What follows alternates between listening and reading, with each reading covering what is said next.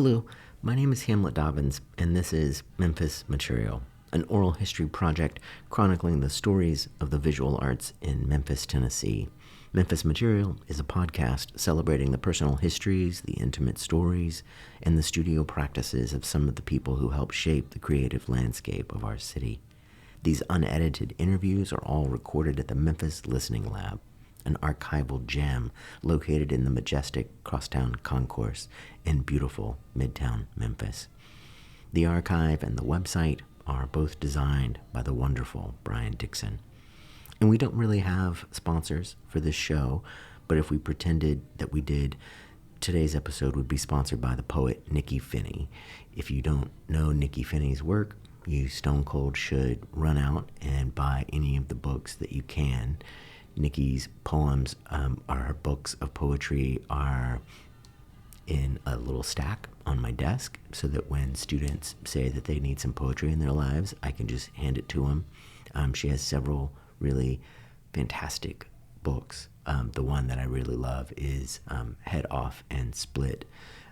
There's also several really wonderful YouTube videos of her giving presentations.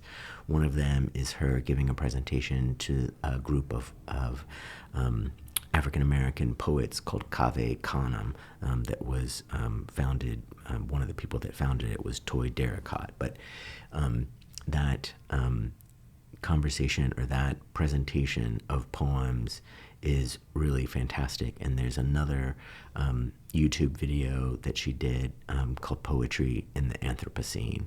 And it is a thing that I watch and listen to all the time while I'm painting. So today's episode is sponsored by Nikki Finney. Now, today's interview is part one of 2 interviews with Terri Jones. It was recorded on March 9th, 2024.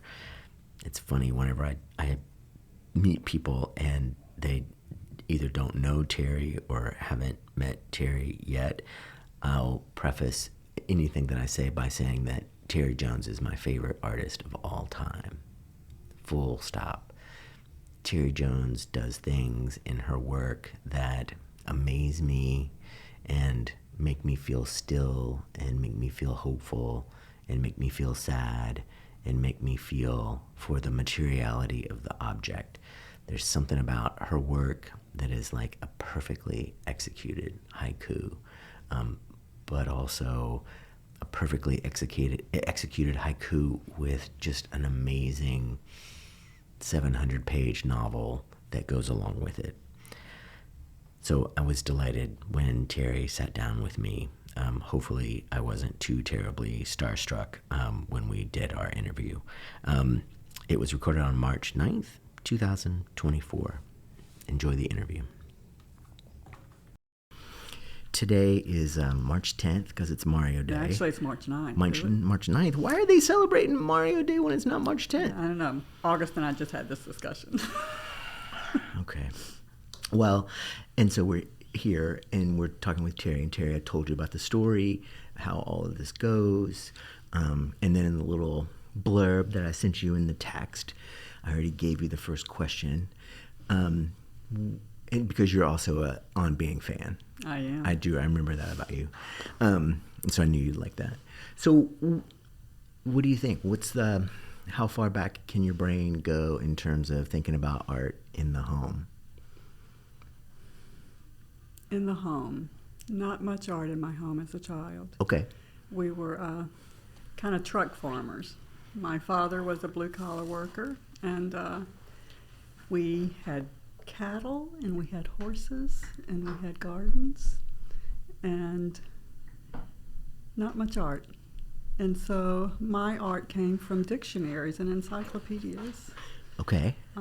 I did my first drawings. My friend and I would sit and try to reproduce what we saw in the dictionaries.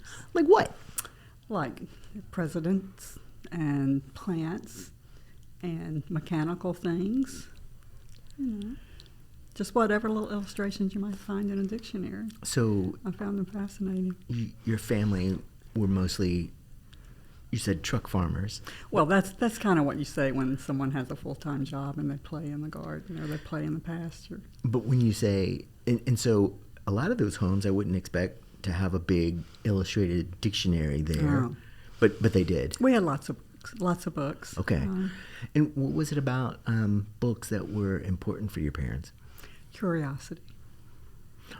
Pure and simple. What Just be curious. What kind of things? Well, we traveled a lot.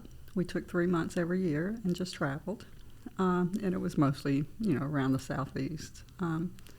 Love the Ozarks. Spent a lot of time in the Ozarks. Okay. Spent a lot of time on fishing boats. And you were there in the Ozarks in terms of like going on vacation and stuff. What were some other memories that you have in terms of being away from the home? Oh, every summer I would go and visit my aunt, who was 20 years older than my mother. So they come from both of my mother and father come from very large families, 10 and 11 children, each family. And I would go and stay with my aunt and uncle in Texas. They had a beautiful artesian well, and I have beautiful memories of sitting on a tree that laid over the water of the artesian well, which is actually like a small lake. And that's where I would sit with my sketch pad for the first time. Okay, so you had a sketch pad, and so you were also talking about drawing things from the dictionary. Was that something that was encouraged by your family? No. You just haven't... I mean, they encouraged me after the fact, right. But not initially. And was it you just drawing on like notebook paper and stuff like that, or? No, yeah, just a spiral bound notebook. It was nothing special to me in the way it is now. Right. It was just killing time. Spending time with nature and just doodling. And then, I mean, for me, one of the things I really like about doing this interview series is that, of course, we're talking about things that happened a long time ago, and so we have this understanding of ourselves in that moment, but then of course we have our 2024 versions of ourselves that kind of look back and think about those things. And so just out of curiosity, what do you think was going on in that moment for you for drawing? Maybe that's when I started trying to draw things that were things that I couldn't hold on to, like moving things in nature, trees floating down the river, for example. Mm-hmm. I think that's when I just started realizing how things are here for a second and then they're gone. Mm-hmm. And we have to be curious in that moment. Mm-hmm. And do you think that was, I mean, you were saying that your parents were supportive after the fact. And so once you started doing that, was there additional support? Oh, absolutely, yeah. And what form did that take? Well, first of all, encouragement. And in my early installations were about my childhood a little bit. It referenced that. And so I'll never forget, had a show once, and my mother had never been to an opening of mine. And I'm standing there in the gallery, and I'm talking about this fish hook that's in the installation. And, of course, that came around to talking about my father and spending time fishing with him. And I looked up, and there was my mother. And she was just standing there with tears rolling down her eyes. And I'd been making art at that time for, 15 years. I'd graduated from art school, And what do you think about that? Like, in that moment, what do you think it was that was so moving for her? Well, as a parent, I kind of think it might have been, I'm just now getting it, I should have been paying attention a long time ago. I should have asked her these questions a long time ago. Mm-hmm. Even though she didn't feel bad, She was just feeling very sentimental, and a little nostalgic, and wishing that my father were still there, Sure.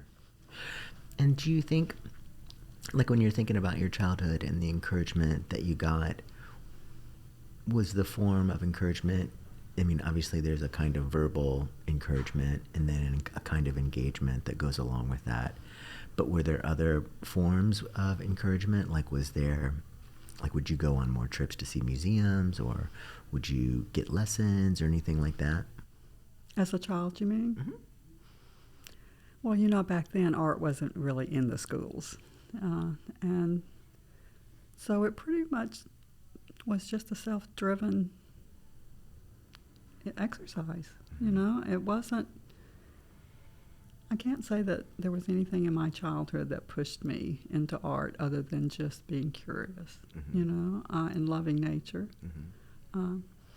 I think a lot of times my work now has over the last few decades had something to do with the rhythm of walking. Mm-hmm. And I think that walking in nature is the time that ideas become clear. Mm-hmm. And as a child, just walking, we owned lots of land and we had lots of space to roam. And I think my first installations may have been carving out spaces in the woods, kind of playhouses, spaces, that I could go and experience something that I didn't know what I was going to experience, but it was my space, and it was building a space. And when you were exploring as a kid, was it something that you would do by yourself? Oh, yes, I was such a loner as a child. And then, I can't remember, you have siblings? I have a twin sister. And that's all? I have an older sister, and Okay. then a brother that's passed last year. Okay. And were they also adventurers, or would you kind of go off into the woods by yourself? I would say my brother was. Mm-hmm. My other two sisters, not so much, but my brother should have been an engineer. Mm-hmm. He loved that I went into art, Mm-hmm. and he was very excited for me. When I went away to Atlanta, he built me a drawing table, all on his tools, and he was very supportive. Mm-hmm. And, all right, so I'm sort of bouncing around in my head, but one of the things I'm wondering about is, what form did the exploration, the adventuring, take for you as a kid? And then what do you think, you were talking about curiosity, but I'm also wondering, like, what else was leading to that wanderlust, and like getting out? Because for me, one of the things I like about this project, or that I'm interested in this project, is thinking about curiosity, because I feel like there's a lot of people with curiosity, and then I feel like I'm not sure if curiosity can be taught, but I know that it can be modeled, and I know that it can be encouraged and fostered. But I guess part of my question is thinking about what's at the root of the curiosity. Like you were talking about how your parents were very curious people, like that was one of the first ways that you described them. And so I'm wondering, what were some ways that maybe they modeled that curiosity? Like, what were some ways that you saw them and you said, oh, that's being curious? Or, of course, like in our nonverbal brains, maybe you weren't necessarily thinking about, oh, that was being curious, but what are some ways that you saw that when you were a kid? I think it was a willingness to experiment. You may not know everything, but you want to learn more about it. Mm-hmm. My father had never owned a cow, and Mm-hmm. then all of a sudden he has 20, Mm-hmm. And we learned together about, we got to go do this for the cows. We have to do, and then same thing with gardening. He had never had a garden, but it turned into what I call a truck patch. We fed the entire community, it just got so out of hand. But I think he never started small. He was curious, but when he did something, it was always on a larger scale than it probably should have as a first-time Mm-hmm. experiment. Yeah, in my brain, I can just imagine learning how to do cows with 20, and what a horrible learning curve that might have been, or would have certainly been for me. Uh-huh. And then also, of course, the cost of learning how to take care of cows with 20 cows would be really tricky. Yeah. And then what about like with, what are some other ways, like around the house, that curiosity was modeled? Like for me, I'm thinking about maybe adventurous meals, or constantly changing the furniture around, or trying different books, or Oh my goodness, listening yes. to different kinds of music. Like, what are some other ways that it was modeled for you or present for you? Well, my mother was just a Southern gourmet, Mm-hmm. and that was a model. Mm-hmm. And I think a lot of that comes with having a family and having so many different mouths to feed and trying to please everyone. It's quite an art to do that. You know, you've got a large family, you know that, and she loved it. She just felt such joy when everyone enjoyed her food. She never sat down and ate, but she always loved that everyone else was. She was just kind of a busybody around the kitchen and the table while everyone else was enjoying. Mm. And so back to your roaming in the forest or in the woods or on the, how would you describe the land, this area where you were exploring? North Mississippi Hills. Okay, all right. And so, like, what form would that take? I mean, and again, the reason I'm asking this is when I was growing up, one of my mom's go-to things that she would say all the time was, I had a pony, and I would just go off by myself. Ah, sounds like a Lyle Lovett song. What the hell were you doing on this pony? How old were you? You didn't get into any trouble? You just wandered around with a pony? What'd you do on this pony? And so, like, part of me is wondering, okay, so Terri, what did you do when you kind of went off and you explored? In that little space that I created under the grapevines and the whatever, it was usually I would spend time clearing the land, you know, just getting rid of all the vegetation in my little spot. And in that little spot, I could create anything. I could, like, make roads, you know, I could make footprints, I could make handprints, but it was something that I could make and I could leave and no one else would know that it was there. Mm-hmm. And then I could come back to it and it was still there sometimes. Mm-hmm. Gathering little stones, making little things, the way that you do it. You know, when you're on a beach or something, you might pick up a shell and arrange it a certain way. When you said, you know, I think as an artist, you do rearrange the furniture a lot as a metaphor, you know. And I think that's what I've done in my art is basically reacting to something and then rearranging everything around it to make that, give that more emphasis. Mm-hmm. It's just the experience of being, you know, just being there. Mm-hmm. And so, when did you begin to think about art as like a thing, as opposed to, this is something that I like to do, this is like a drawing that I like to make? At what point was it where it became important? Well, I was late. I started my college career later. So not in high school? Not in high school. Okay, no, so no.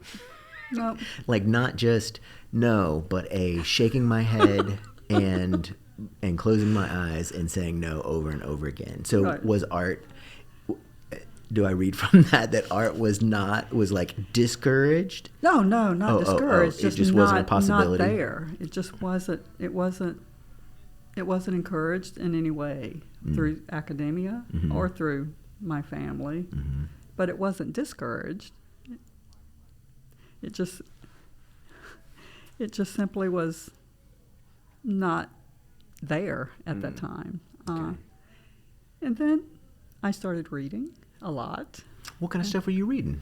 Oh, just biographies. I was just reading biographies and just what other people, their experiences. And I always had a visual eye. I always was drawn to art. I was always wanting to know more about it.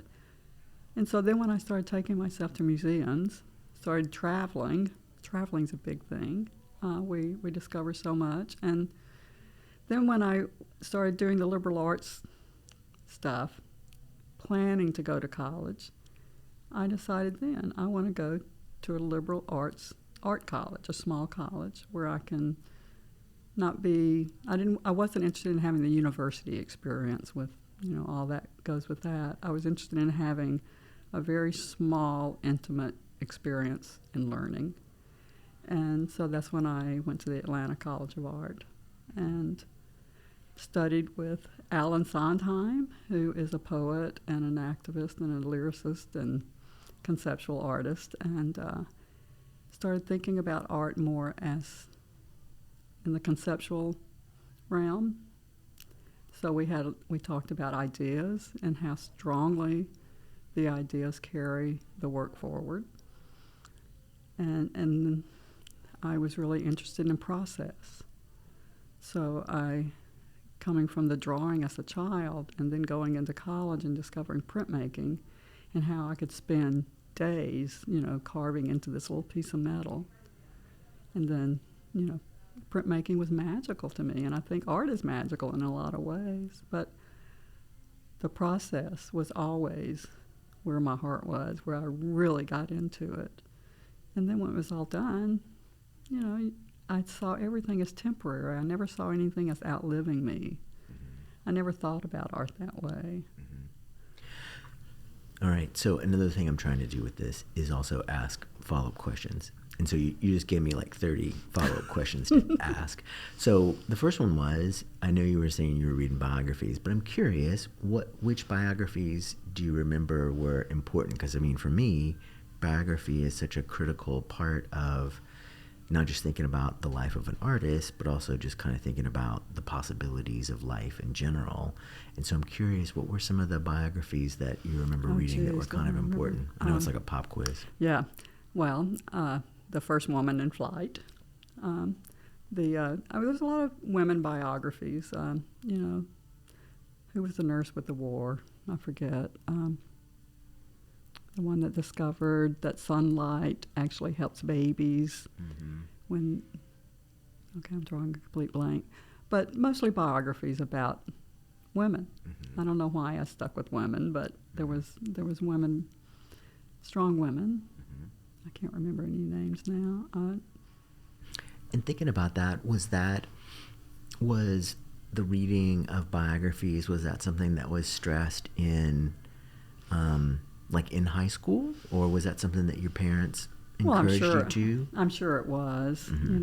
It was. But at the same time, it's looking through another lens, looking through another person's experiences, which tells you a lot about the world, not only about the person, but about the place that they're in, the things that they're trying to achieve. And I think that's very inspirational. And for me, one of the things also I love about biographies is how one biography can sort of lead to another. It's like that series, Your Favorite Poet's Favorite Poet. And so how one biography can sort of lead you back a little bit or lead you off onto side tangents, where there's some, like thinking about those biographies, was there something that you found in that reading that was more than just seeing it through another lens?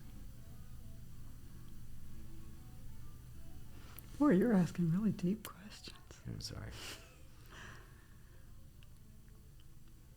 You had your coffee.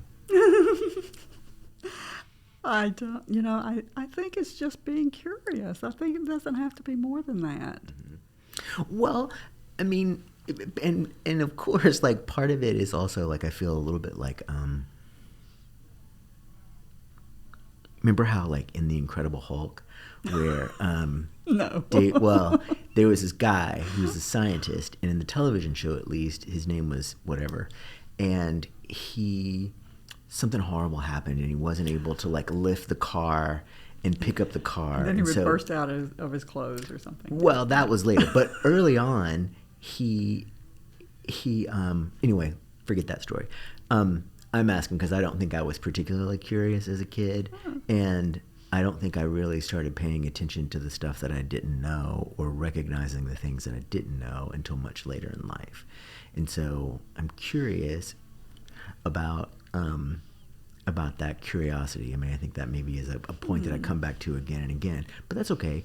And so, all right, so biography, shifting, and then thinking about the liberal arts college. How did you know that was a good idea? Like, did you know other people that had gone to like Mississippi State and you were like, oh my God, no? No, it was just a starting point for me at the time. I could go and I could raise my children and go and take a few classes in preparation for what I was eventually going to go through to college with, and getting those things out of the way. You know, all the English and the history and the math. You know, getting that, and then having all that out, and then being able to go and focus just on art and art history, and so that was just a kind of a plan, a series. And so you were there in northern Mississippi, and then you ended up going to Atlanta College of Art, and so that's quite a distance. Was that something that was kind of scary for you, or were you just like, man, I gotta go someplace? No, there was back in that. We're talking 1980. Okay. There was a portfolio review at the Atlanta College of Art. At the Memphis College of Art. And Joanne Pascal, which you may know her, Patty Bladen's sister. Okay.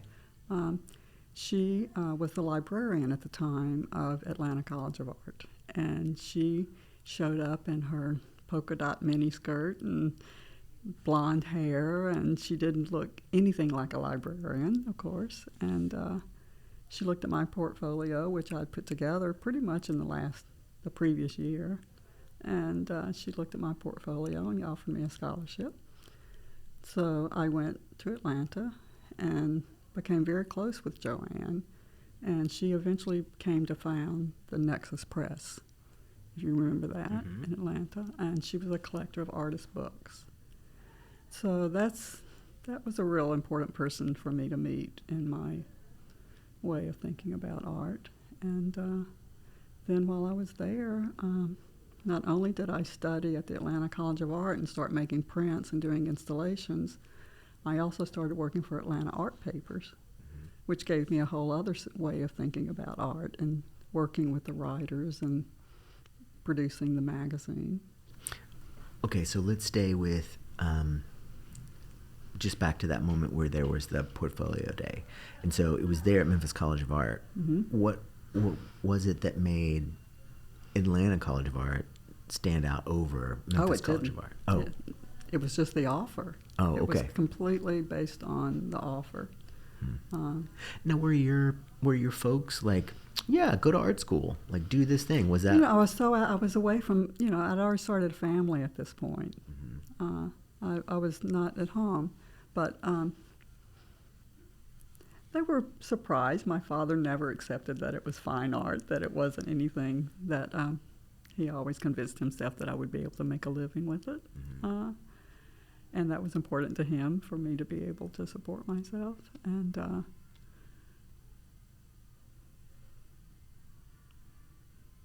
where was I going? What were we talking?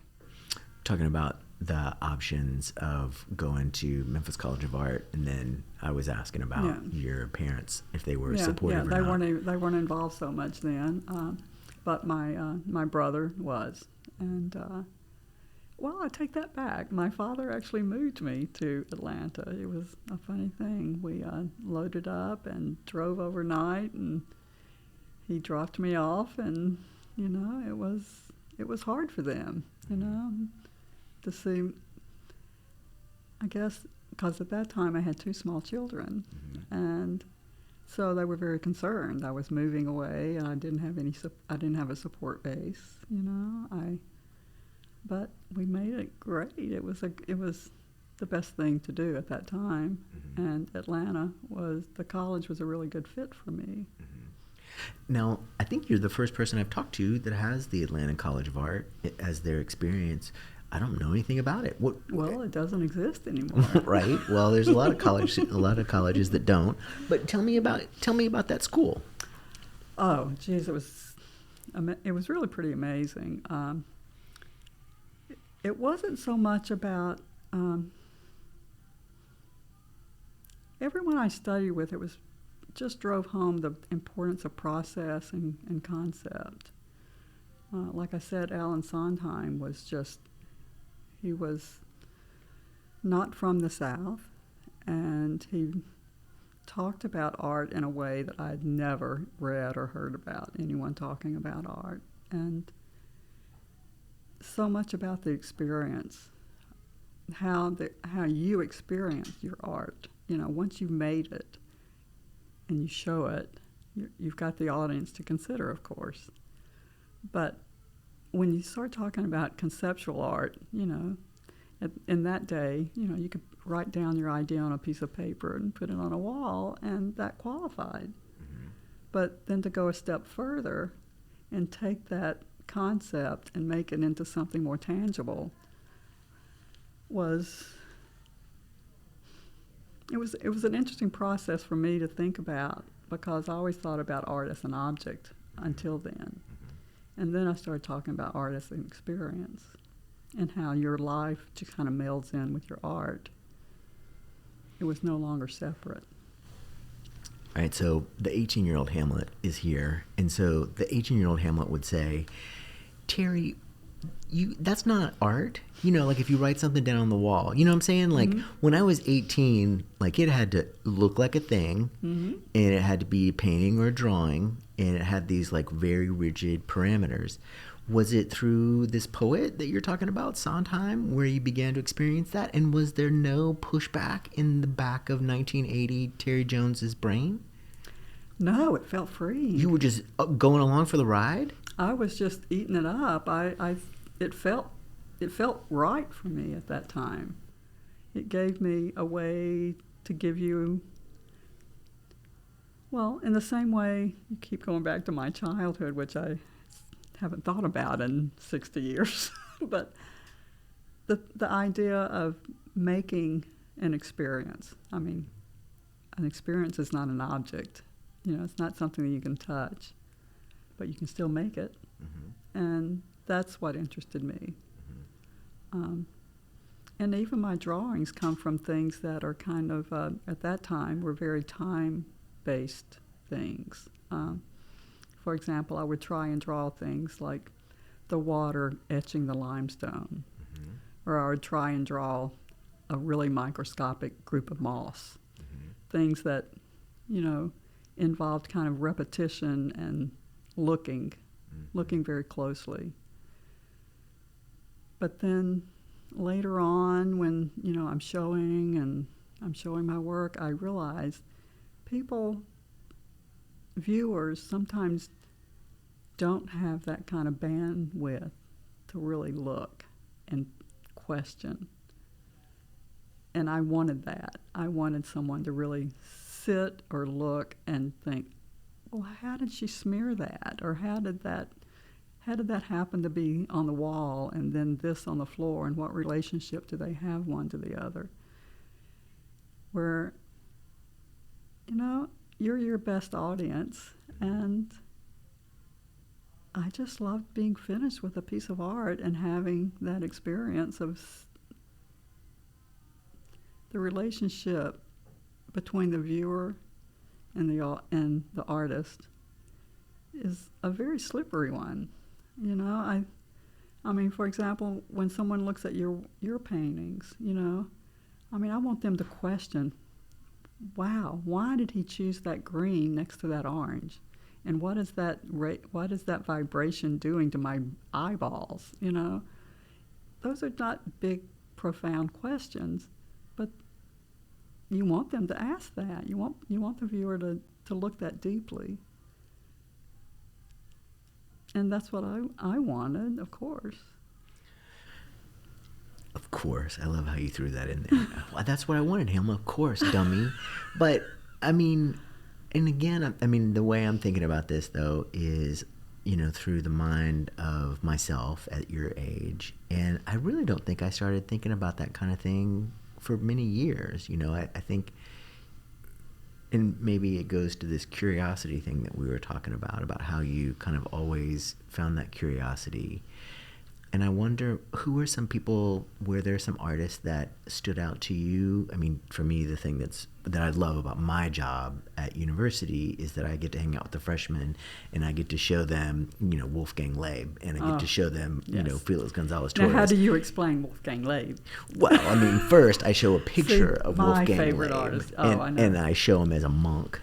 And I say, what do we know about this guy? And then they're like, okay, he's wearing all yellow saffron So and I'm like, and that looks like a, And he's then they're sneezing like, a lot. and they're like a monk, and then I'm like, that's right, okay, and so we already know that this guy is a monk. Now look at those glasses, and then we look at the glass, and so we just look at him, and then I'm like, okay, what kind of art do you think he makes? And then they say, well, blah blah blah blah blah. And I'm like, what if I told you if he went out in the woods and he collected hazelnut pollen, so much hazelnut pollen that eventually he could make a big square? And they're all like, yep, that sounds right. And then I just click through it, and then I show them, and then... But they don't stop and think, how big is a little thing of pollen? Right. And how does that accumulate? Well, so many of them, I mean, immediately I'm like, how many of you guys take Zyrtec? You know, and then we talk about the allergies, and we talk about that. And then we're like, okay, so like if I show this to my mom, that's the first thing she thinks about. And so we talk about that. And then we also kind of talk about that, the quiet and the time and how long it must take, and also the patience. And then, you know, I usually tie in those sand mandalas, and we look at those, and we talk about time. And so, anyway, enough about me. But one of the things I like is being able to be that gateway drug. And so I'm curious, what are some of the gateway drugs that were kind of important for you in that stage? I discovered Robert Ryman and Richard Tuttle about the same time. And I love so much the way that they could take the most simple object and just give it such importance. Robert Ryman, with his tape on the wall, you know, just the idea that, you know, you just tape a poster or a piece of paper on the wall, but then when he started drawing the remnants of the tape that was stuck to the wall, it was just, that was just really big for me, you know, just to think that something so mundane and something so base as a piece of masking tape on a wall, and then you can draw it, and then all of a sudden you define space, and you do that over and over and over in a space, and then you start thinking about, well, was this a shadow on the wall before, or did the shadow become after? You know, and I love that. I just love the ephemeral nature of that, and I love the fact that it didn't look precious. You know, I didn't want my art to be unapproachable in that way. You know, I think that's why I started drawing on the wall instead of on paper. It was something that required you to think about in the moment. Then no possibility of taking it home and putting it on your wall. It was there in whatever space, and I loved working more in alternative raw spaces than I did in quote unquote the white cube. And I think those kind of spaces were my inspiration always, and I think I would love to have more and more opportunities like that. But you also have to think about the 80s and the 90s. Those were all the days when there were a lot of alternative art spaces, and they were all popping up in very raw spaces, very non-art spaces. And so all of that was colliding in my brain at the same time. You know, like, what is art? How can you manifest a piece of, how can a piece of art become something that's not something that you know about? You're not showing what you know, you're showing what you don't know, like you said earlier. And it's a way of discovering. You know, for me, you know, I think back to the Powerhouse in Memphis.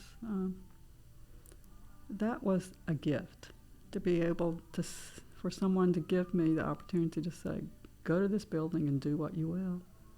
Just go. And I did. I would go down there and I would just sit for hours and think about the history of the place. Okay, it was a power generating steam plant. You know, now it's this building. What can I do to talk about all that? And so that's how the show began, the whole exhibition began. It was all based on regenerative and red and I I even like planted seeds to plant red zinnias in the cracks of the sidewalk. You know, you could go down to the basement of the powerhouse and discover the seedlings germinating in a vitrine, and then you could walk outside and see the red zinnias in the cracks of the sidewalk, and you think, well, why are they planted there? You know, were they wild? And so when you understand that the whole building was building a piece of art, like from the basement up, literally. But it was all about the opportunity of being able to think about what was this space and how can I talk about it? How can I make it relevant to the viewer, you know? And I think when you get an opportunity like that, it's a gift, you know? When you're asked to just give your response, whether it's rearranging the furniture or starting from scratch. Talk more about the powerhouse.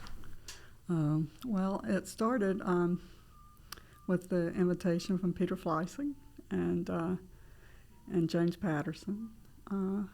They were looking to do a solo show. They wanted one artist to do an exhibition. And I think they loved the idea that I could respond to the building because this was a brand new space and it had a lot of potential. The Memphis community was very excited about it.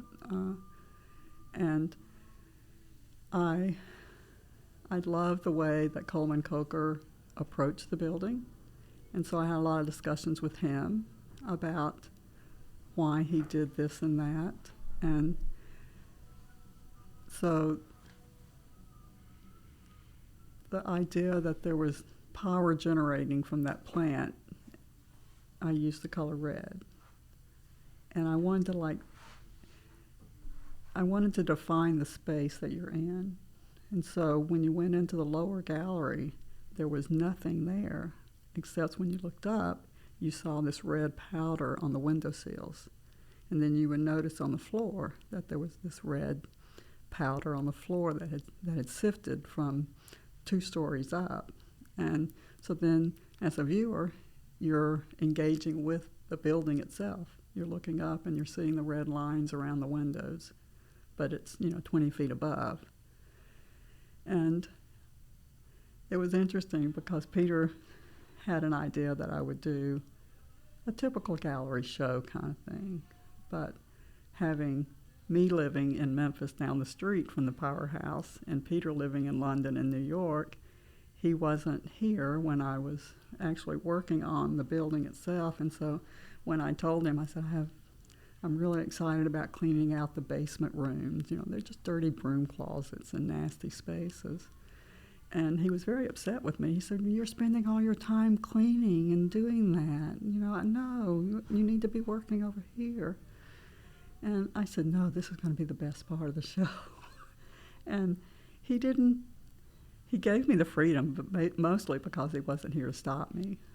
I had a key. So I went down and I started planting the seedlings, and then I did my most favorite part of that show was the molten wax line, where in that dingy little broom closet that I cleaned out, it was under the, it had a leak. It was just a very wet, damp space. It's all concrete, so it has that dampness to it, and you could feel that dampness because it was in a basement as well. And so to walk into that room and find this very thin copper trough that had molten wax in it, you could smell it, and you could hear, and then every once in a while there would be water that would drip, and so you'd get a sizzle, but it was just that whole, your senses, your whole sensory, you were smelling it, you were feeling it, the temperature kind of changed when you went into that room. Same thing with the room where the vitrine was that had the seeds germinating. You walked into that room and you smelled the earth. And then you thought, well, I really am under the earth right now, And it's just those kind of connections were what inspired the work itself. And then up in the front gallery, it was 10 years of me living on South Main. well, I guess it was 10 years of my making art that was in the top gallery. And what about the glass wedges? Oh, the glass wedges. Thank you. That was actually, I didn't explain that when I was explaining the red line sifting from the window sills. In the bottom of that floor, again, there was a 20-foot distance between the red above and the red wedges, the glass wedges.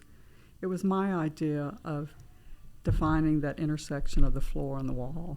And so you understood that there was that connection from the wall to the floor to the height of the red lines above.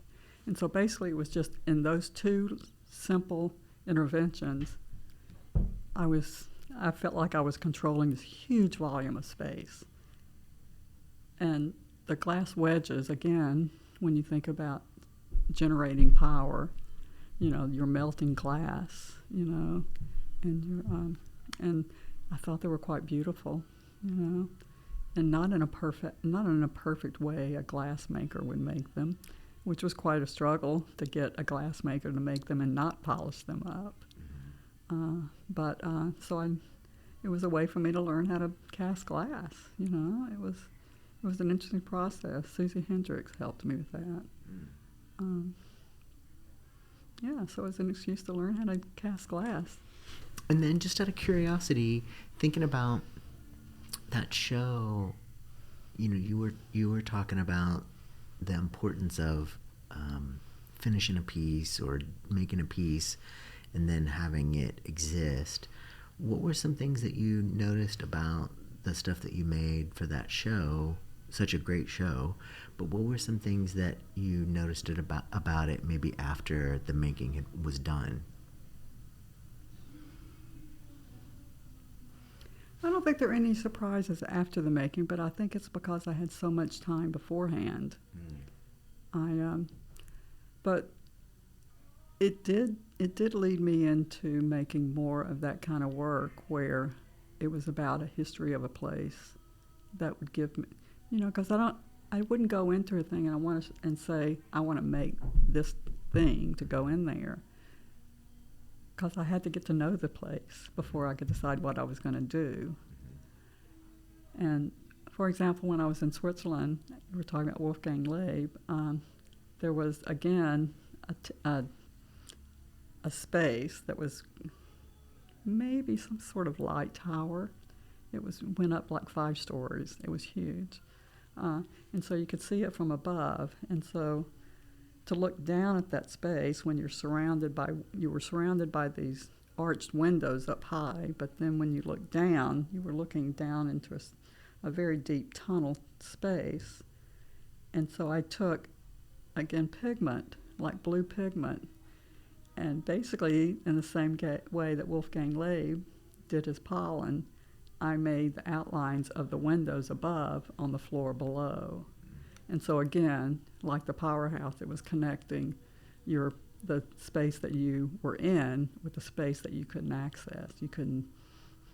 And so it just, for me, it was about the space and about what elements within that space could inspire a drawing, because I consider the powder on the floor a drawing as much as I would graphite on paper. All right. So just to back up just a little bit, all that was great, and I was like, I'm just going to let Terri talk about the powerhouse. So you were talking about Ryman and Tuttle being kind of important early on, and again,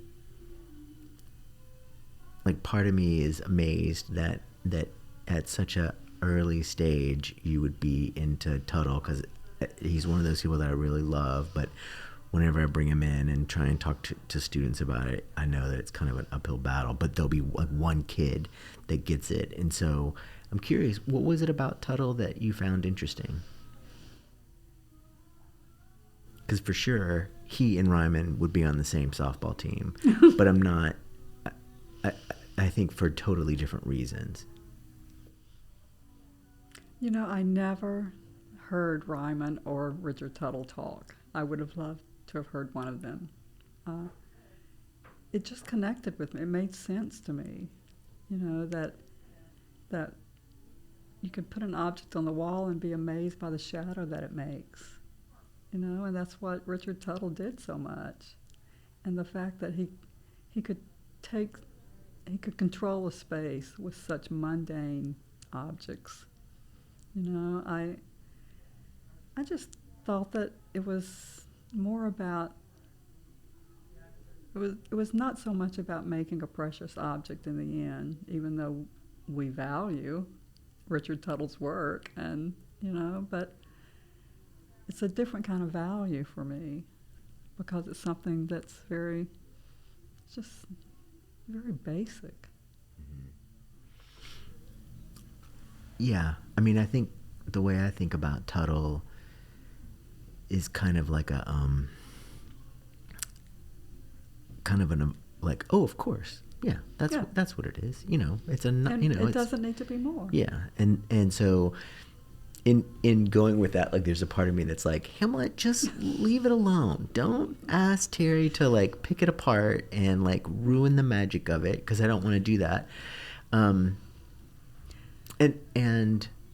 I'm curious, who were some other people or some other artists or some other poets or some other makers who helped you in terms of expanding what your understanding of what your work could be?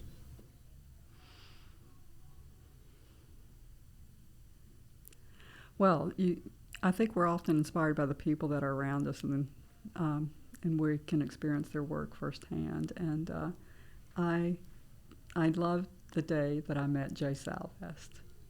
What was it about Jay's work? Just out of curiosity. I mean, I like Jay's work too, and I like your work a lot. But I'm sort of curious, like, well, what was it that made Terri really like Jay? Oh, geez. Just his. I mean, come on. I mean, who else is going to clip fingernails and put them in a beautiful glass vial, right. and think about that. Your students are thinking about gathering pollen and how their mind's blown with that kind of process. But here he's taking his own body, and making art with it. And it's just such a collection of humanity, I think, that he starts with something and just carries it to the infinite end. He can't, it's not just, I think one of his latest projects is where he did the trees with rubber stamps. Mm-hmm. Just take the letters O-A-K and make a beautiful tree out of these little stamps that are just letters. That's transformative, but it's obsessive. Right. And yeah, for me, that's the thing. I mean, I think Jay does all the stuff that you're talking about, but for me, that thing about the obsessive. But there's beauty in what he makes. I mean, it sounds like I'm not explaining it well, especially when you think about fingernails and a thing. I mean, come on. But another one of his pieces where he had all the spent matches, just the idea that he would take the time and the deliberateness of doing that one matchstick at a time, that was revolutionary to me, And how was this that you ended up meeting Jay? In Arkansas State. Mm-hmm. Yeah. Greeley was teaching at Arkansas State, and when we decided to come to Memphis, Jay took the sculpture position at Arkansas State. And so from that introduction, we stayed in touch. And then I've just seen his work off and on. Okay, wait, we got to back up a little bit. Okay, so if it's okay with you, I just want to hang out in Atlanta just for a little tiny bit more. Okay. And so what was I'm thinking of you there in Atlanta. You're really into Ryman and Tuttle. These are the two that you've mentioned so far. And like in my brain, I imagine art school being filled with these like very big ego people and big ego makers. And, it's like the 10-sided die that for critiques is make it bigger, make it louder, make it redder. None of that. And so that was not the atmosphere there? Not at all. What was it like? It was very experimental. Mm-hmm. There was a lot of musicians. There was a lot of performance artist, and I'd never experienced performance art. And so there was just, art wasn't in a box of any sort. It was all over the place. And there was an atmosphere there of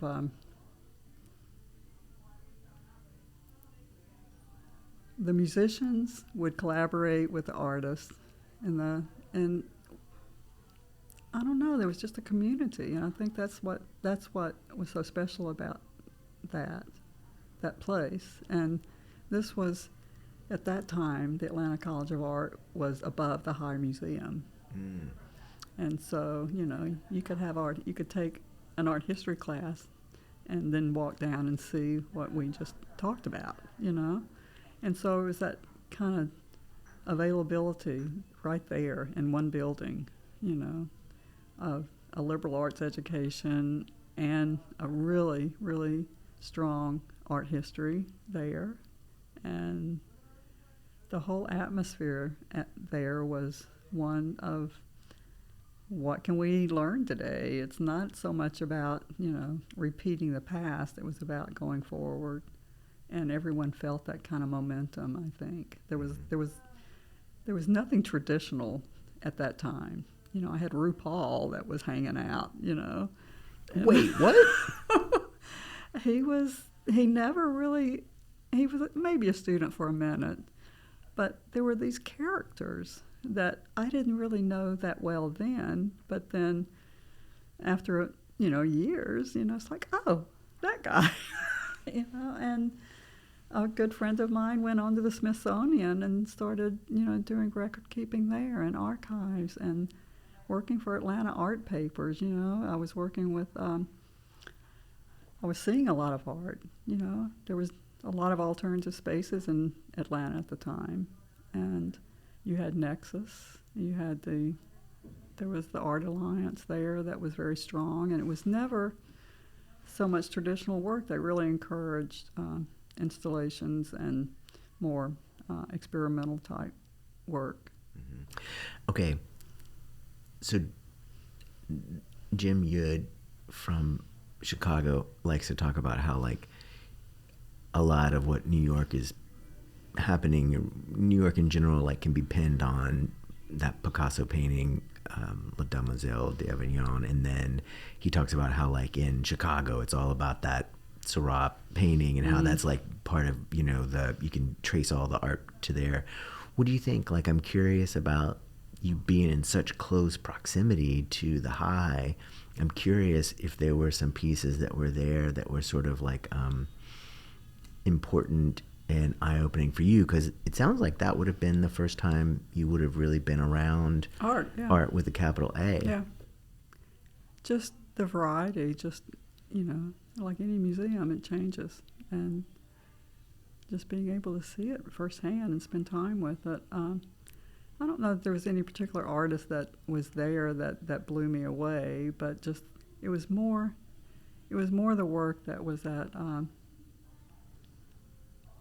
that was coming out of art papers, that was being shown at Nexus, because again, Alan Sondheim wouldn't show Southern artists. He wanted to he saw himself as an educator, where he didn't want people to see work from their hometown. He wanted to bring art from all over the place into Atlanta, and so he got a lot of pushback for that, of course. But in the end, it was the best thing that for me or for the students, not to feel as though they were going to repeat tradition. It was. I think it was through that kind of encouragement just to think about a different way. Okay, so Sondheim, you were saying, is there at the Atlanta College of Art? Were they instructors, or were they the president? What was their role? He was a visiting lecturer in the beginning, and then he became involved with Nexus, and he started curating. At Nexus. Mm-hmm. And so if I remember right, Nexus was a print press. It started as a press, also an and then it became an exhibition space. Okay. And then what about, you were saying they would bring in artists from away. were there some artists that came in that were from away that were really important for you? No, there was never any big artists. It was just artists that were in their prime, that were just beginning, and they were experimenting. There was, no, I don't remember any artists that really blew me away that Alan brought in. It was more of his philosophy and his encouragement to work differently, and he would take great joy in kind of being a voyeur when someone would come and look at an exhibition that he had curated, and he would make copious notes about their reaction to this painting or this work of art. And so just thinking about what the viewer's role is and how important that is. You can make art, but if it's never seen or experienced, then it's not there for someone else to question and take from. And then what was just because I don't know anything about Atlanta College of Art, how many faculty students were there? Like, was it a big school? Like, no, or was it small, no. super tiny, like smaller than MCA, or was it MCA sized? Because I'm also trying to figure out how it fits in the top part of the high. Well, they were, there was that 10 union of schools. There was the Memphis College of Art being one, the Atlanta College of Art being one, and others. But, yeah, it existed on 2 floors of this building. It wasn't a huge school. Now, was it the building that's there now? Not the Renzo Piano, but was it the I Am Pei building? Mm-mm. Oh, Mm-mm. okay. Mm-mm. It was the high rise next to it. Oh, that's interesting. Yeah, we're talking a long time ago. Okay. Right there in that whole area. Okay. Coca-Cola was a big. There was, we were in this building, and the first few floors was the High Museum. Now what about your cohorts? Oh, geez. I didn't know a single person when I moved there, except Joanne Pascal, who I had met. And they became, my friend Kevin Fitzgerald, who was an artist that had just graduated from the College of Art, from the Atlanta College of Art. And so he became the visual resource librarian with Joanne. And so it was Joanne and Kevin, and and then all this time I'm raising a family, so that was kind of a situation for me. It was, I was probably the only mother in my class, but it was interesting. I don't know. It was a long time ago, but it really did form me. Well, I mean, I think that raises a really good point, which is that you were going back to school with kiddos. How are you able to balance that? How are you able to manage that? I mean, that's a Herculean feat. Because I had good friends like Kevin and Joanne. It was, I would often go home, and then Kevin would come over, who lived next door, and he would hang out with the kiddos while I would go back to the studio.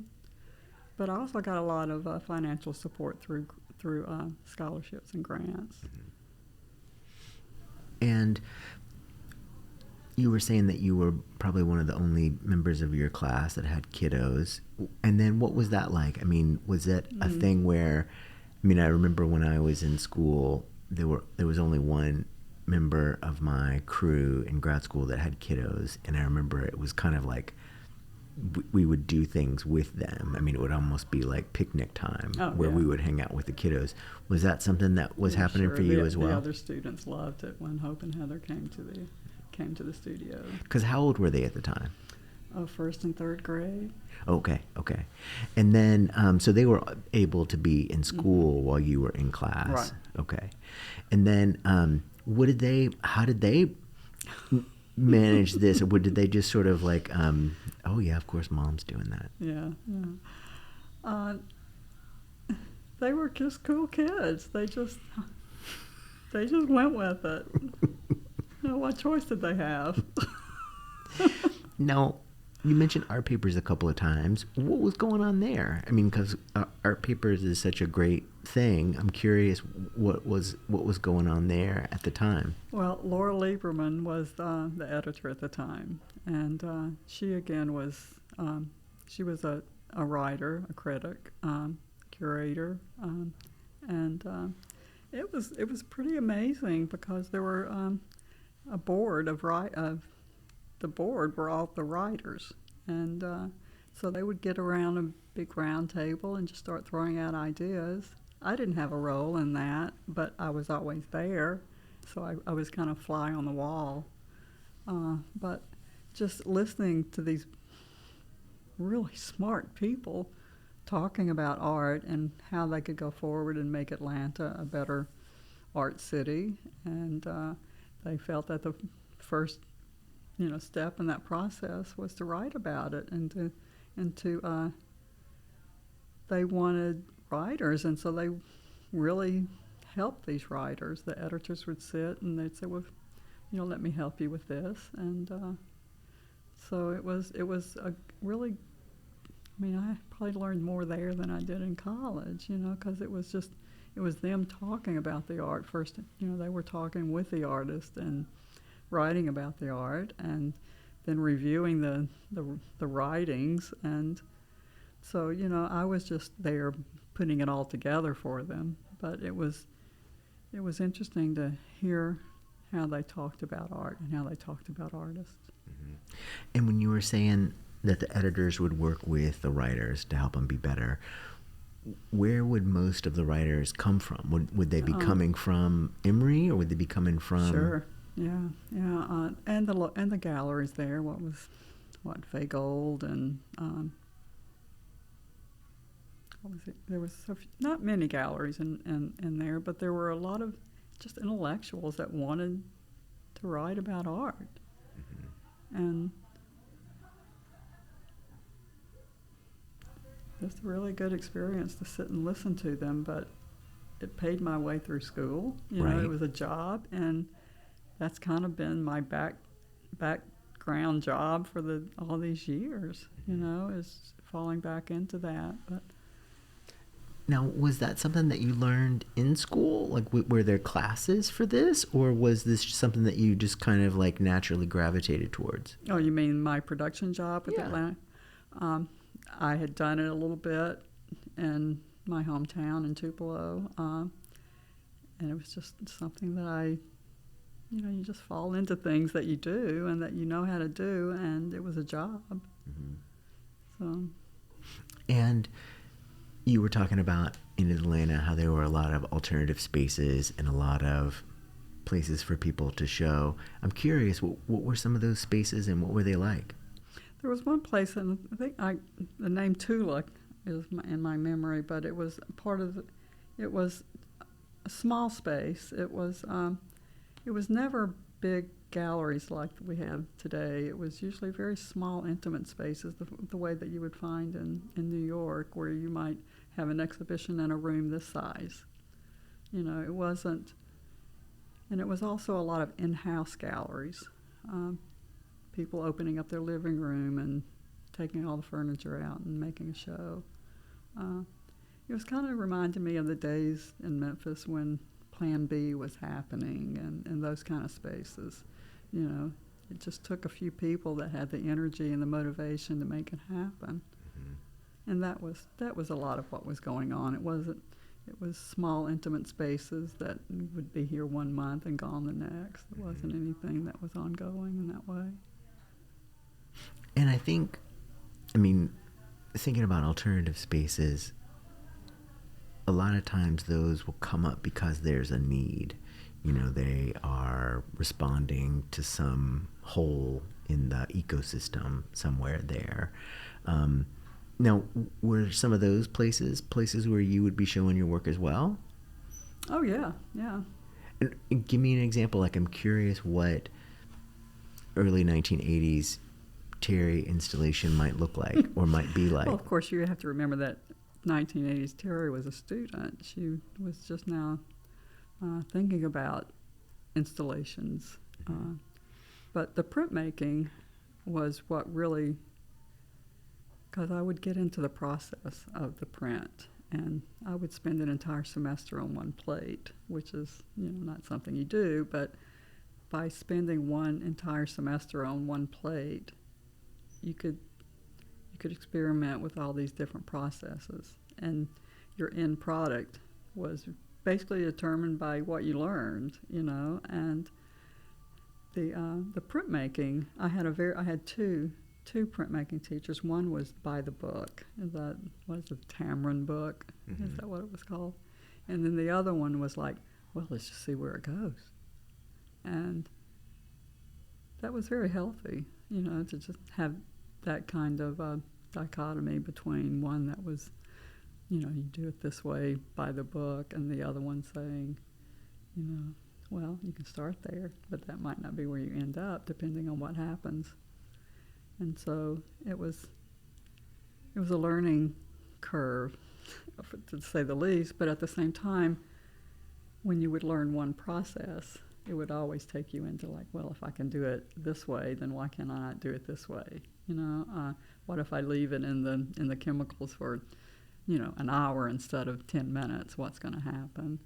And so I think that's where art became more about what I can learn than what I already know. And then thinking about that with those two different kinds of teachers, I sort of understand or think about how the by-the-book Tamron teacher might work, but I'm curious, how does the, let's see what happens, what does that classroom look like, feel like? It feels really good. Right. It feels really good. It feels really freeing. You have the freedom to do that. And I've heard other people talk about their experiences in art schools and stuff where they would just be drilled in critiques and to the point of tears. That never happened to me, and I never saw that. But it was, well, I'll give you an example. We were all getting ready to go into a drawing class, and we had this assignment that we were supposed to spend 10 hours on 10 drawings, 10 hours on each drawing. Yeah. And so, in my mind, I did a book of a piece of paper unfolding, super detailed renderings of the folds of the paper unfolding. And so, there were 10 drawings and so you saw the process of the ball of paper and then it opening and opening and opening. And then the very last drawing was a drawing of a flat piece of paper that still had the wrinkles. And then there was, of course, the actual piece of paper that the drawing was the subject of the drawing, became a page. And so there was that. And so we're sitting there and waiting to go into the classroom, and this guy comes up, a classmate, and he sits down and went, "Where's your 10 drawings?" And I said, "Oh, well, here they are." And he sat there and opened up his sketchbook and did 10 drawings while we're waiting on the class to start. The teacher raved about his drawings. and that was a learning experience right there, And his drawings were really quite nice. But they were like that Richard Tuttle thing, where it's just like direct.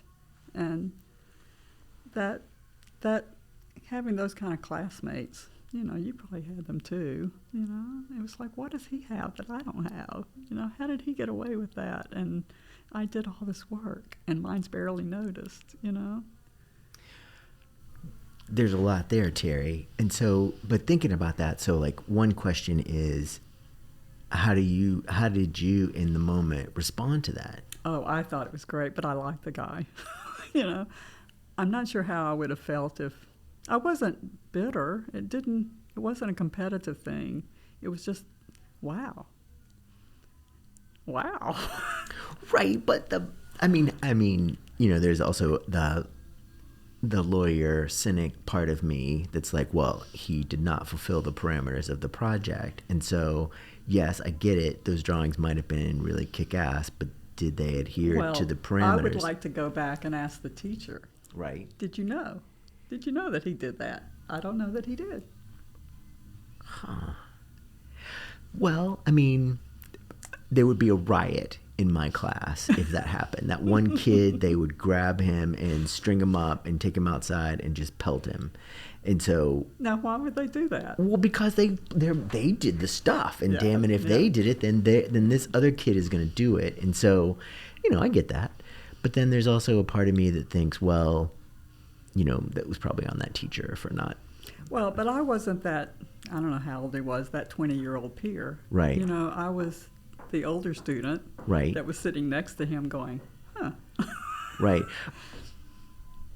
But I think your pleasure is in that time, and I would imagine that, Terri at that time recognized that he had not had the same kind of experience that you had. That's true. And so as a result, he missed out. And so it's kind of like one of those things where I always sort of stress to my students, like, well, it's about what you put into it, and if you put the stuff into it, then the thing that you get out of it is going to be really great. But how do we not know we don't know what he put into it prior to that. Right. Okay. All right. So, okay. All right. That's cool. And then thinking about that printmaking, how was it? I mean, I could imagine you being into lots of different kinds of making. I could see you just as well in ceramics or in some other thing, because the process could be just as and I was, engrossing. Oh, okay, you were. Yeah. Okay. What was it, do you think, was it that moved printmaking to the front of the card deck when we were talking? I love scratching on metal and playing with the plates. I mean, the fact that, the stones were beautiful objects in and of themselves. It was just the process. And the magic. It's like pottery, when it comes out of the kiln or when you pull that sheet of paper off of it, it's not always exactly what you planned it to be.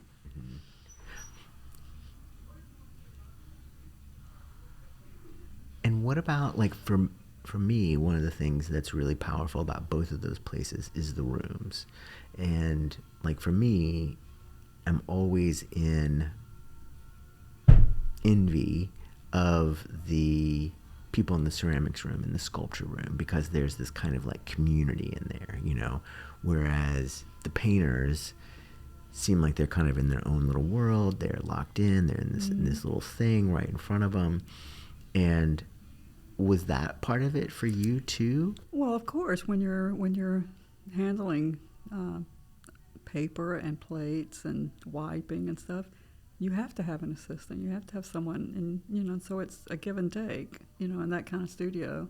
And in sculpture studios, it just seems to me that everybody's a builder, and everybody wants to teach everybody else what they know. And one of my big mediums when I was there was casting plaster.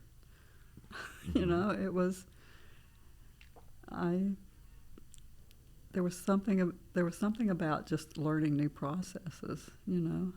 I was welding, I was casting plaster, I was, I didn't build so much, hammer and nail build, but I did a lot of fabrication with metal and plaster. Mm-hmm. And were there things outside of Tuttle and Ryman that were really particularly helpful? And I'm not just thinking about visual arts, but also thinking about music or thinking about poetry or thinking about film that were important in those early sort of formative times for you.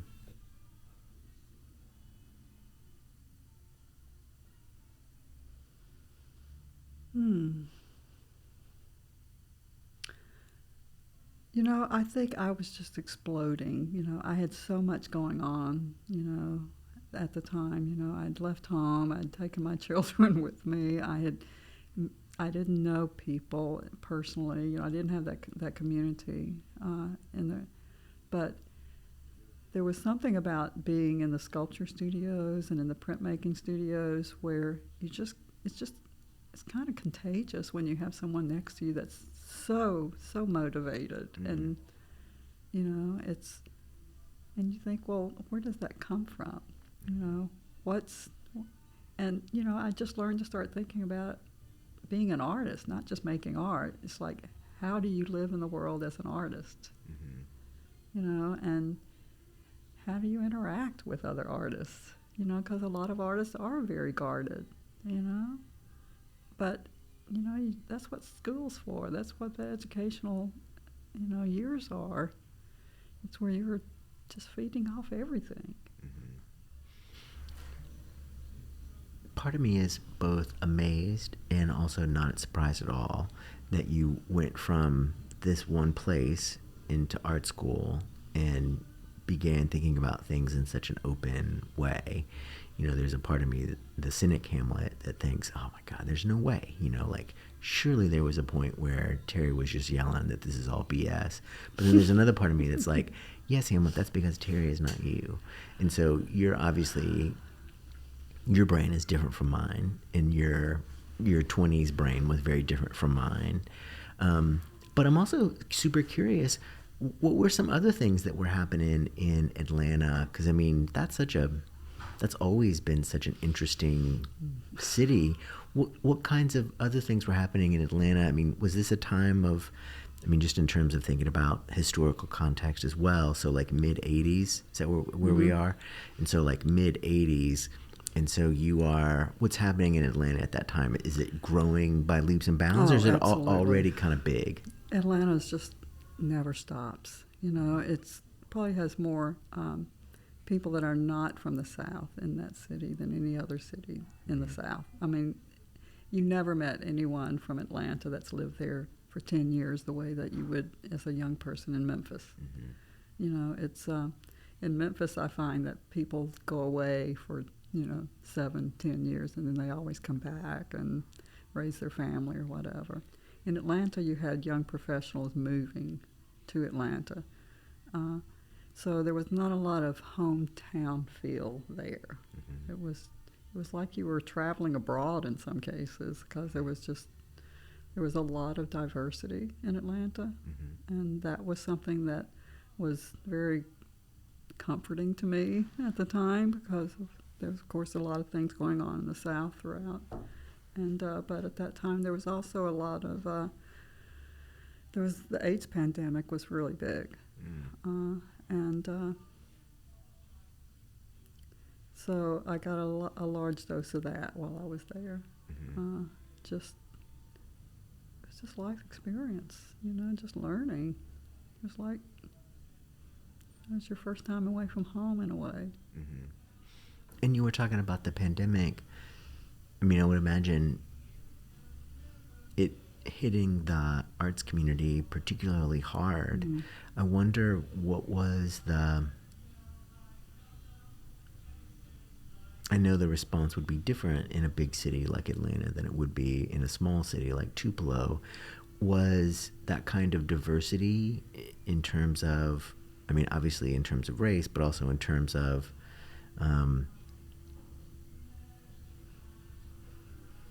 like queerness, was that something that was, I would imagine that would also be kind of a new thing. Oh, yes, it was. Well, I was the only woman in my class that didn't have a shaved head. Mm-hmm. It was culture shock in a way, but I wasn't averse to that. I just wasn't. It was good. I enjoyed meeting a lot of different people, and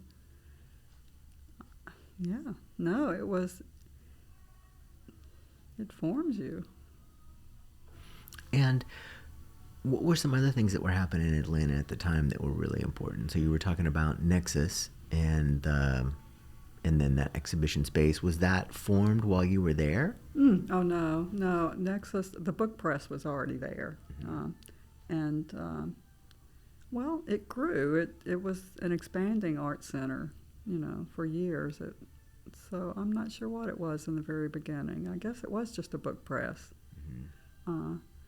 But mostly it was, they had like working labs like Crosstown, Mm-hmm. You could, and they had workshops and lectures and, yeah. And how long were you there in Atlanta? Oh, I was only there for 3 years. my very last year in Atlanta, they had a program where you could go somewhere else and study, and you would get the credits from them, and so you would do these reviews, long distance reviews, and I went to Oxford, Mississippi, and lived with my twin sister, and became a visiting. It's a weird situation. I was actually a visiting artist at the University of Memphis, but I was getting student credit at the Atlanta College of Art. What? I did my first installation at the University of Mississippi. What was that like? It was incredible, and it was, again, I don't know why I worked so much in basements, but this was a basement gallery, and I had brought my printmaking, and so the installation was a tiny print of a dog in the doorway of a dog house, and then on the walls, this was the first time for me to do really large-scale drawing on a wall, were the animal figures from Roman art, from Pompeii, these kind of half animal, half human figures. And so they were lurking on the wall as you walk in, these big, large animal figures. And at the very end of the space, which was very long, was just a tiny domesticated little dog. So. And what was the situation like? You were away, living with your twin, and then you were going to school. Or you were artist in residence? I wasn't really going to school. I was literally being an artist in residence. And where were you set up? Pardon? Where were you set up? Like what was? I had a studio. I had, I could go to anywhere and say I'd like to do work in this corner or in this space. And then that was at Ole Miss? Mm-hmm. Okay. And I learned pottery. Yeah. And who was there at the time? Rondell. Okay. Yeah. And you just had run of the space? Pretty much. And I would imagine that would also be quite a shock going from Atlanta College of Art to Ole Miss. How did that feel different? Well, it was kind of coming home for me, and it took a lot of the pressure off of raising two children by myself, and it was good. It was good in a way that, I felt like an artist for the first time. It wasn't like I was learning art. I was actually an artist, and that's a big step. How many artists go to school and never make art again? And so this was an opportunity for me as a student to know what it feels like to be a professional artist and having to defend my art in a way that wasn't to a teacher or it wasn't to my classmates. It was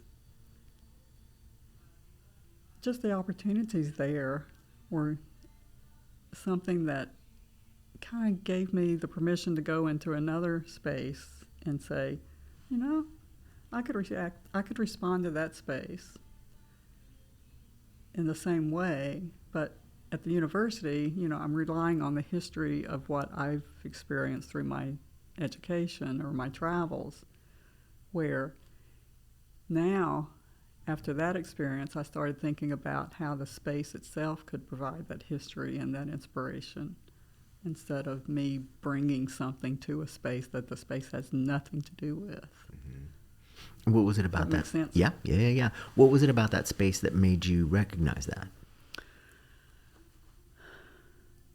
I think having to explain what this was about, like think about Pompeii or think about being in a cave or think about that Roman mosaic cave Canaan where all the pennies, that kind of thing. And so funny, the first time I met you, I think, when I did the little show at the Cosset with the pennies. Do you remember that? Yeah. And, that somehow had something to do with that leap from that basement gallery to that, taking, like in that case, it was the first time I'd done an installation where I'd actually spent time painting something to be in a particular space. Mm-hmm. Like I'm thinking about, okay, this wall is 15 feet long, but I want to make a line of paintings. So then the process of painting that same thing over and over and over and over, was something that, again, came back to the process of making the work, but it also came into the thought where I started thinking more and more about how does the viewer move around the work.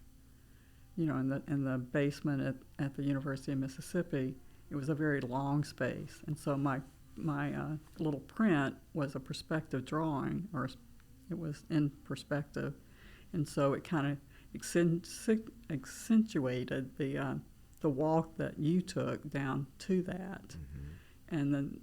And in the Cossett Library, it was the first time that I was surrounding you, and so with the same thing in the front and in the back, even though each one was very unique, it was still, the plan was to surround the gallery. So I think what that did for me was just the whole planning process. Like you can work in a vacuum in your studio, right? And it's an object, it's there, but it kind of set up the discipline for me to have a plan beforehand for a whole series of work, And I think that's carried forward. Mm-hmm. Yeah, for sure. And then what else was going on there at University of Mississippi at the time when you were there? Because this was again mid-late 80s, mid 80s. Mm-hmm. A lot of figurative drawing and pottery, not either which I wasn't that interested in. Right. But I had an accident during that time where I broke my wrist. Just one? Well, both bones in one wrist. Okay. Yeah, it was pretty. So I couldn't use my hand, and so I started to fulfill my credits or whatever. I took a class with Ron making pinch pots, with my left hand. So, but yeah, Jerry Allen was teaching there at the time, and all about the figure, and so a lot of figurative drawing and pottery.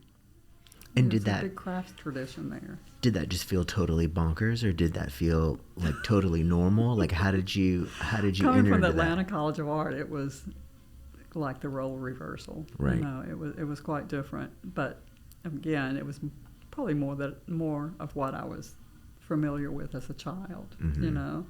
It was a lot of traditional stuff. It was Mm-hmm. very traditional. And so when you moved back to Mississippi and you were there and you were living with your twin, and your twin was helping. What's your twin's name? Sherry. And so Sherry was helping you with the girls, and then did that free you up to absolutely. interact more with the things that were going on there in Oxford, and if so, how? I got involved with the Center for Southern Culture there, and started studying with Maud Waldman, who was a protege. Well, she with Robert Ferris Thompson. If I remember him. I don't know. He wrote Flash of the Spirit. It was all about folk art and the tradition of the self-made. And so I became interested in, this is going to sound really odd, but in the headstones of graves along clay fault lines. And so I would document along these fault lines from Louisiana through Alabama, Georgia, to the Sea Islands. There's a lot of potters, of course, along those things, and you would find cemeteries. And the Center for Southern Folklore was very interested in those cemeteries that had headstones that were made of that regional clay in most cases. But in my studies, I just found some incredible just grave markers. One example would be like a tripod with a plastic Coke bottle with a child's toy inside it. No name or anything, but you would find these kind of grave sites along these, close to these potters. And that was why that interested me. I don't know, but I was fascinated by that How did that even get on your radar? just by studying with Maud Wallman at the center. And just. And what was that setup like? That was through the Atlanta College of Art stuff of you being away? Yeah, it was. Okay. It was, but I could choose whatever I wanted to study, and the Center for Southern Folklore was an amazing place, and they had the African American Studies, and they had music. They had B.B. King's archives, but it was just a place of discovering the South and where the roots are, And I had never studied that much about the history of the South in that way. And was it one of those things that you were just here, and so you took it for granted, or you just weren't aware of it as being a thing? I wasn't aware of it as being a thing. I mean, of course I knew the blues. I that kind of thing that's there, but to find out that some of these bluesmen are also ceramic artists, and they go and dig the clay out of the riverbank, that was something that interested me, and I wanted to pursue it, and so I just I was at the right place at the right time. Mm-hmm.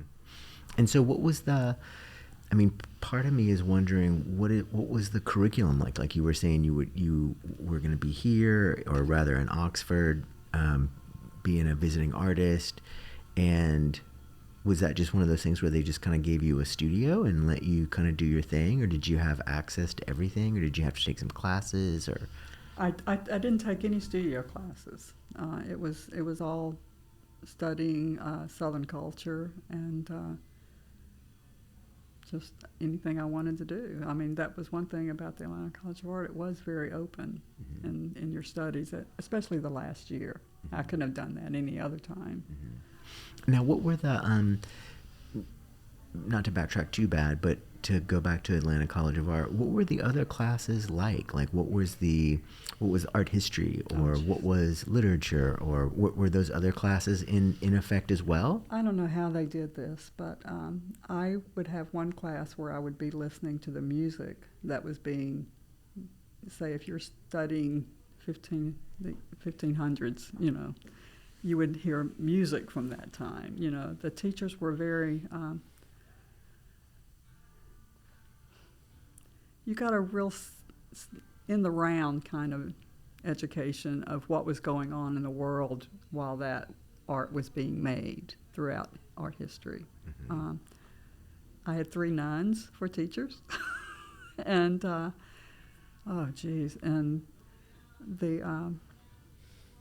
I think the thing that really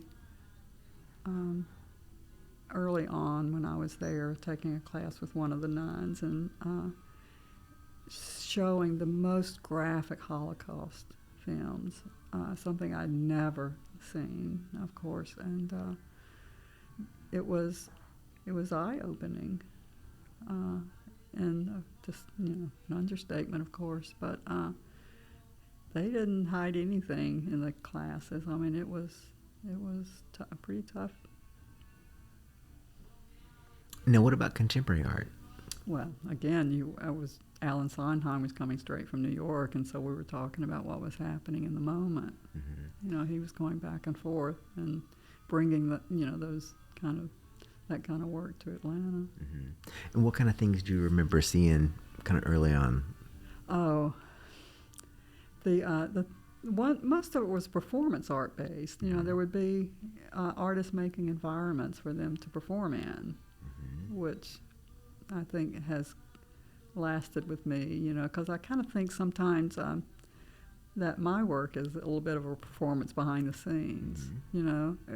I think all art is, but in the case of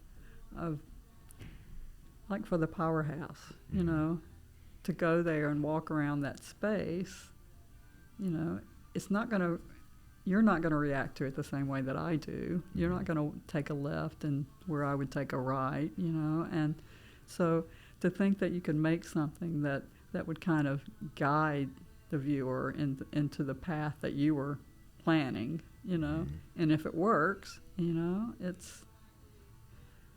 Oh, I'll give you an example. When I did the drawings at Rhodes College, where there were the botanical garden, the botanics, and they were all based on the sexual components of a plant, and they became very human-like, and in that installation, some drawings were down low, some drawings were hung way high, and so I wanted you to have the experience of not only looking at the drawings, but having to find them the way that you would find a bloom on a flower in the garden. You would have to bend down. You would have to look in a certain direction, and then you would look at it. And so the drawings were like that. They were angled in a way that wasn't a comfortable viewing.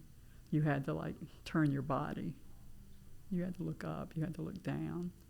And so that walking around a space, or that act of me guiding your eye to look up or to look down. It was a way, I don't know, I just felt that it made the drawings more complete, or the experience more complete, and that I was taking it to a point where your physical body was engaged in a kind of viewing way. I mean, a lot of that makes sense for me, thinking about that early environment in the forest, clearing away the grapevines and sort of having this little space where you're in there and you're working. And then, of course, that makes sense in terms of thinking about how that leads forward. Let's see. We're doing okay on time. We got maybe 5 more minutes, okay? All right, so you're in Mississippi, and then what happens after Mississippi? When you graduate, what happens then? Oh, then I'm married at the time, and we moved to Arkansas, and so I'm always around a university situation from this point forward, and I continue to make work. Okay, wait.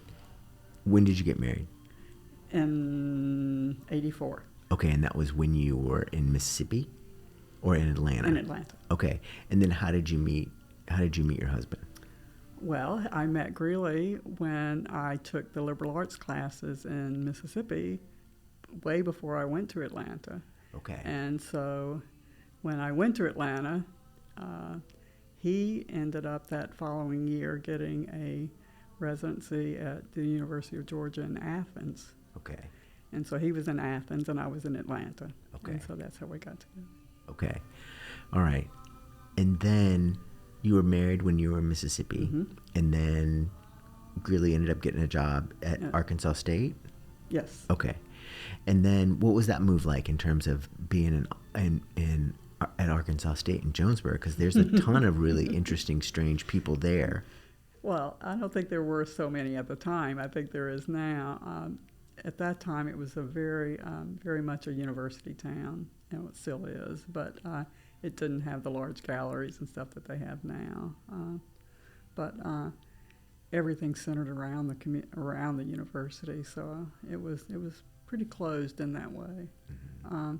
But I started painting when I was there.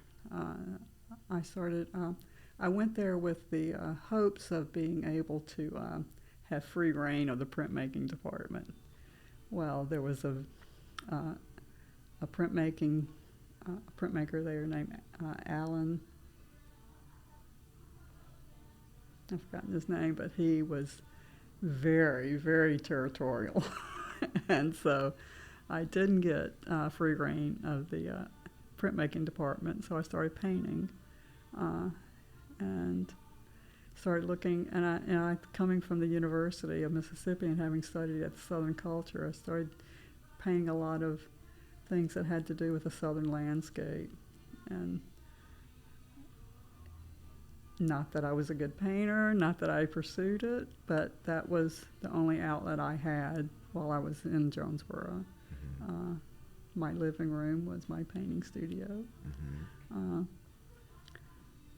It was an interesting time, but you know what? Most of the time that we were in Jonesboro, we were looking at Memphis, because at that time Memphis was starting the Number magazine Mm-hmm. and the Memphis Center for Contemporary Art. And Greeley and I were both involved with those. And so we found ourselves traveling to Memphis more so than spending time in Jonesboro. Mm-hmm. The art scene in Memphis was where we gravitated to. Mm-hmm. That's a good place to stop. But I still want to ask you about these paintings. So what kind of paintings were you making? You were saying they had stuff to do with the southern landscape. Like, what do these paintings look like? I don't think I've ever seen these paintings. Oh, jeez. There was one that it was based on a painting by Degas. And let me see if I can get my art history straight.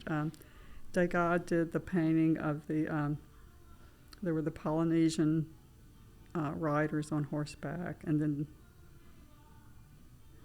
now I'm drawing a blank on the other artists, but I took those two and made them, I took the riders off of the horses, and I did huge pastel wall cover, like 10-foot long pastel drawing of that whole painting, but it was in my world. It was my horses, and I'd taken the riders off. It was just a way to take that and make it just a little more homegrown.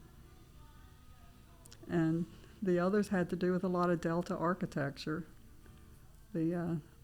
Just those dog trot houses with the pointy roofs, and it was a mixed bag. How in the world did you go from the stuff that you were talking about before to Degas?